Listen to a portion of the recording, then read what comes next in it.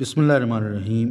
یہ تو ہم پہلے ہی بتا چکے ہیں کہ مسلمانوں کے 3 دستے تھے جو مثلث ایک ٹرائنگل تربوز کی شکل میں صف آ رہا تھے۔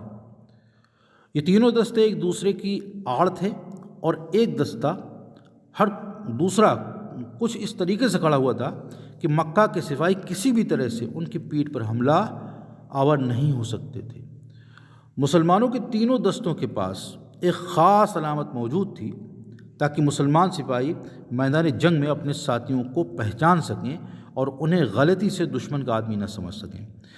کہتے ہیں کہ مسلمانوں کے پاس ایک دستہ جو تھا وہ زرد رنگ کا سرپوش پہنے ہوئے تھا اور دوسرا سبز رنگ کا، اور تیسرا دستہ اس کے افراد اپنے سروں پر پرندوں کے پنکھ باندھے ہوئے تھے۔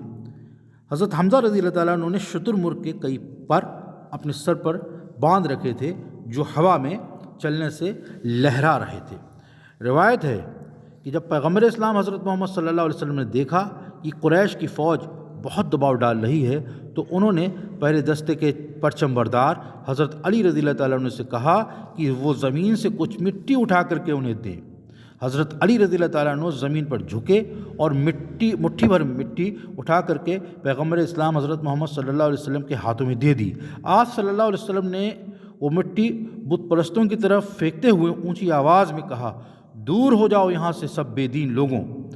پھر مسلمانوں نے ایک ساتھ حملہ کر دیا اور تینوں دستے یوں آگے بڑھنے لگے کہ ان کی صفوں میں ذرا بھی درار نہیں پڑی۔ تینوں دستے اس انداز میں پیش قدمی کر رہے تھے جیسے 3 قلعے حرکت میں آ گئے ہوں۔ آخر کار قریش کے سپاہی مسلمانوں کے زبردست حملے کے دباؤ میں آ کر کے پیچھے ہٹنے پر مجبور ہو گئے۔ حضرت محمد صلی اللہ علیہ وسلم کو یہ خبر مل چکی تھی کہ ان کے ساہوکار چچا حضرت عباس رضی اللہ تعالیٰ عنہ جو بھی مسلمان نہیں ہوئے تھے اور قریش کی طرف سے لڑنے کے لیے آئے ہوئے تھے، لہٰذا آپ صلی اللہ علیہ وسلم نے وہ قید ہو گئے۔ آپ صلی اللہ علیہ وسلم نے تاکید فرمائی کہ انہیں زندہ گرفتار کیا جائے۔ حضرت عباس اگرچہ کفار کی فوج میں شامل ہو کر کے وادی بدر تک پہنچے تھے، لیکن 3 وجوہات کی بنا پر انہوں نے جنگ میں شرکت نہیں کی تھی بلکہ فوج کے پیچھے کھڑے رہے۔ پہلی وجہ یہ تھی کہ وہ ایک تاجر تھے، بیاپاری تھے اور ان کا لڑائی جھگڑوں سے قطعی دلچسپی نہیں رکھتے تھے۔